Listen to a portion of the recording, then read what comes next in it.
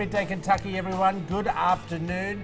Katie Solove is hobnobbing all around. That she is. About 3 or 4 countries through Europe. She's making her way through Eastern Europe. Eric And Burke she's drinking her way her. through. Yeah. She's what? She's drinking her way through. Yeah. She's been posting some Social beer media. photos, You know, She's First not stop, an I believe, alcoholic. was Munich, and you know you have to get the big stein of beer. I Yes. feel like if that would be my first thing to do. At Yeah, least. well, everyone knows you like a bit of a beer. Yeah, well, why not? Yeah, we get that. Yeah. We get that. Now, you also went out to the opening of Keeneland and then got Gorgeous home weekend. Sunday night. Sunday night, we can't stay out on the hill that long. But Oh, I yeah- thought you pitched a tent. Oh, no, I don't know if that's an option, but always good to be on the show. Troy, this is weird for me. First time working with Lisa. That's not You're weird. on my right. It's sitting on this side. Yeah. And he Is said that- that's where the right hand could get Well, physical. I noticed that you put a little bit more makeup on being in Katie's chair. So you sort of It might have some. Well, that and I'm trying to cover up the sunburn. And we're too. trying to fix the vertigo. We've got a few peelies, maybe a little vertigo. That's all right. Exactly. They'll get me all sorted Hey, out. I wanted to show this. This has been all over social media right now and all over the news. A luxury apartment block in Texas boasts a glass-bottomed rooftop pool, giving swimmers a dizzying view of the busy street, 500 feet below. Now, here's the thing, okay? It's on the 42nd floor, okay? If you have vertigo, this is an issue. Oh, yeah. Now, vertigo, I think, is an issue from you standing up, not necessarily scared of heights. But I'm thinking to myself, would you swim in a glass-bottom pool 500 feet up? I'm terrified of heights, so you are? this alone. That's another good thing. I'll write that down. Just add it to my my resume, if you will, of things that you could poke if you fun wanted at, to spend, you could spend $18,000 a month on a penthouse apartment in Texas. Mm-hmm. Don't you find that There's crazy? some gorgeous parts of Would Texas. you? Would you? You know what? How do you No, feel? I was a theater major, and we had the catwalk that we always had to walk Okay. above the stage, and that was horrifying for me. And they Really? forced us to go across, and I literally was clawing Yeah. into the catwalk I've all the been way in across. helicopters and small planes and things, and one of the things I don't know whether I'd be scared of that or not, but I think what would scare me more in height-wise is going up in a balloon. Yeah. I think Feel that would like scare me more. There's a lot of Yeah. things that could kind of go And wrong. hang gliding, maybe not. But and I think jumping out of a plane, maybe not, because you got a 50-50 chance of dying. Well, you got two either parachutes the chute's for not a gonna open reason. or it is. Either way, it's okay. The weird thing about heights is it's more like buildings and structures. Planes don't faze me. I love flying and stuff like Yeah. that. It's more like just heights. Because roller coasters, sure, a bridge you're or- going down. Yeah, something like Yeah, but that. they can come off the hinges. You've seen the stories about that all happening. Hey, I wanted to get your opinion on a few things that have come up, especially when it comes to this man who was flying on United Airlines from Chicago, I think he was, into Lexington and Louisville, sorry. And let's just take a quick little look at this video. Now, this is when he was being pulled down the walkway of the aeroplane. Now, what we all know as of right now is that the plane was overbooked because United Airlines wanted to take 4 of their staff to Louisville, okay? Now, they offered 4 passengers $400 towards their a return, $400 cash, and a night's accommodation, which would be roughly $400. So that was $800, okay? Now, what we didn't know, when we buy our airline tickets, we give away the right to keep our seats. That I did not know. I didn't know that either. That was until I pretty read this. scary. I Yeah, know. it was frightening. There is a binding contract when you hit purchase on your ticket, and it's kind of like a casino. It definitely favors the house, that being the airline. And I feel bad for this guy. I believe he was a physician of some Yes. sort, and he was along the lines of, I need to get back to Louisville to take care of my patients. Right, which Yeah. Because- is very important. I'm surprised, no one wanted the voucher, because that's usually enough to get some people to say, I'll give up my seat. But then it Right. went through a random program, It did. and it factors in so many equations as to when is the next flight this person can get on, weight, time spent in the airport. So he was picked at random by a computer program. It's not that they looked at him and said, you, sir, you are the one that's getting kicked off this plane. And obviously he put up a fight. I don't know how. Look, I think it's completely wrong. what United Airlines did by dragging him Right. the way they did.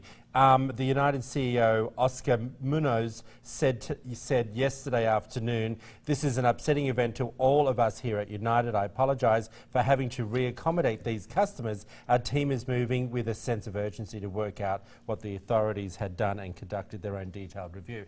The gentleman that was pulling that other gentleman out has been dismissed, but on full pay as well. Yeah, and he didn't work for United. No. He worked for Yes. the FAA in Yes. Chicago. Exactly. He did not make the call. It was United that made that And call I for just him to didn't do what he had realise to do. that I truly did believe that once you bought the ticket, you were guaranteed a flight.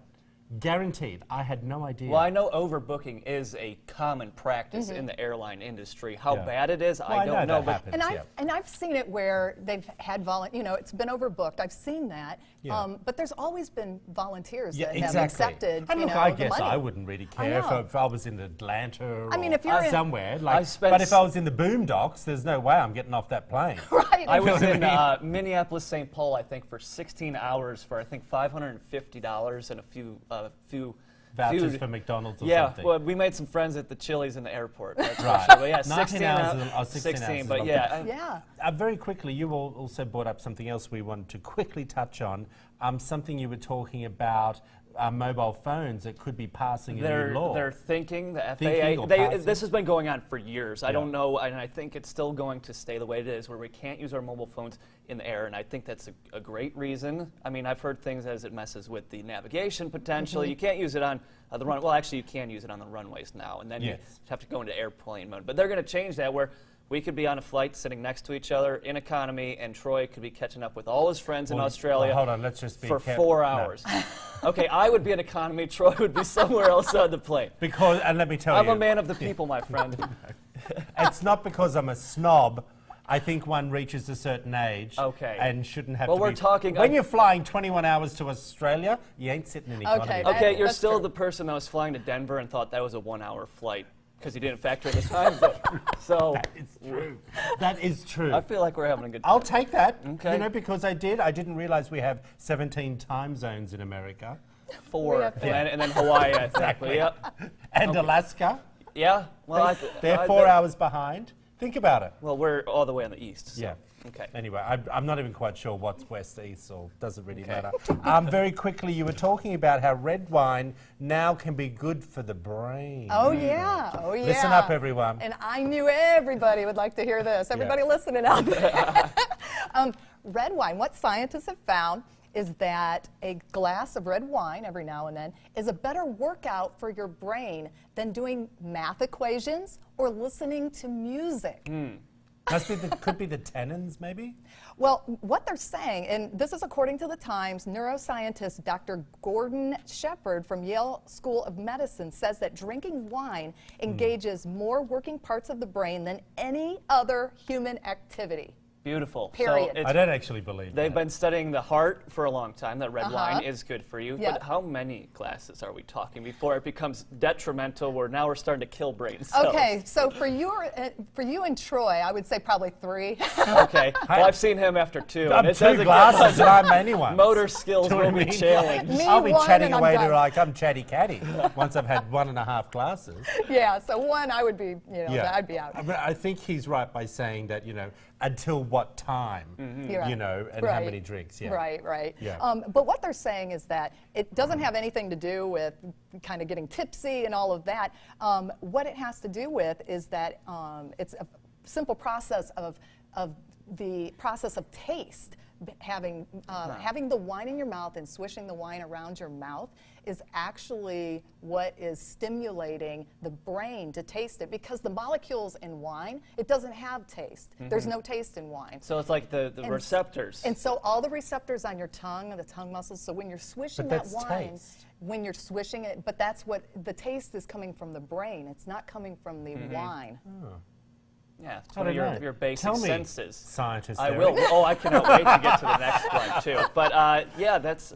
We need more information on that. We need to have a wine grower. Now, in. why is it red and not white? That's the next question. Well, you Just- know what? Actually, the article that I'm reading here did not specifically say red wine. It said so in a little tab off the side, but it actually, you know, I don't know if wine has that same effect or not. So Interesting. White wine. yes, Yeah, white wine. interesting. Okay, fascinating stuff there, my dear. Love it. Hey, Eric, I wanted to ask you. We've been arguing about this for probably about an hour this morning, and you can tell More us. than an Did you hour. put this on Facebook? More this than an hour. story, the pink moon. Yeah, not sure. Or maybe you had one or I two did- glasses of wine. You can't remember. Do you know what I mean? Like Breakfast We're talking about the pink moon. Yes. Okay, and it's happening right now, and it's It another is. 2 days, I think. Correct. Okay, tell us about the pink moon. Okay, the pink moon. Now, Troy, this is elementary school science here, so you're going to try and argue with me on this one. I would never argue on live TV. I'm factual. We will have a discussion on this topic. So the pink moon, as you know, we name many of our moons in December, I believe, or January was the full wolf moon, full snow moon in February, and many cultures do this. Some have multiple names, like the full worm moon is in March. That was last month. The Well, full- what's this moon the we're full looking at crow now? moon. So This is this just the normal moon. our fine moon, the Right. one we have that orbits Bring up Earth. the pink moon. And we get a new full moon every 29 and a half days. That is the cycle full of the moons? moon. That's the time lapse of it, right. moving through the sky. Now, the reason they call it the pink moon is due to Native American flowers that traditionally bloom this time of year. That's what it says. Pink moon, people. That can happen for so many reasons. Believe me, as a person that understands optics a little better than you, if there were wildfires in the area that would cause debris in the horizon, you could get some optics of a red moon. Now remember the blood moon, Yes. that is completely different because that is a full moon with a total eclipse and there are Right. shadows involved. That's what makes the blood moon red. It's more of a shadow thing. This is not actually pink. It's associated with the flower. The pink Well, flowers. in the Farmer's Pink Almanac. Native American flowers. Yes, your folklore weather, not science, I'm from the says. land. Do you know We how read many the Farmer's people Almanac. in November came you. up to me and said, Eric, Farmer's Almanac says we're going to have a terrible winter. Do you know how many inches of snow we got all winter? Says the person that wanted snow more than anyone. We got about 5 inches of snow here in Lexington. So take that, Farmer's Almanac. I'll stick to my science. Your science. I think I just won our conversation. I'm letting you. I will never argue with you live on air. Okay, well, I'll hey, just give you a look. Bill Nye the Science Guy was just on The View hanging out with Whoopi and the gals. Maybe we could see what his thoughts are I on think we might have to do the that. pink moon. Let's do You guys that. got a strong I- bow tie game. You know what? I am so proud of you two for getting through that piece. I can't This- believe we this got was- through that. Because I just want to say, I would like to say that I don't think I'm the only one that would think that it No, was and I understand. specifically a pink moon. Well, that's what I when thought. the I thought it was a pink stories are moon. being written about, go out and watch the pink moon. They're saying it is pink. So There's how- images on the web from 2 days ago saying it was pink. So how Okay. disappointed would we have been had we gone out to And see just this seeing moon? the regular. Well, It's not that much of a Thinking big it was- deal in my life. I don't know what you're doing on May 10th, Troy, but we could go see the flower moon, and I guarantee it doesn't look like a flower, or the strawberry moon, or the sturgeon moon. That's a fish. A lot of fish moons. Just saying. All right.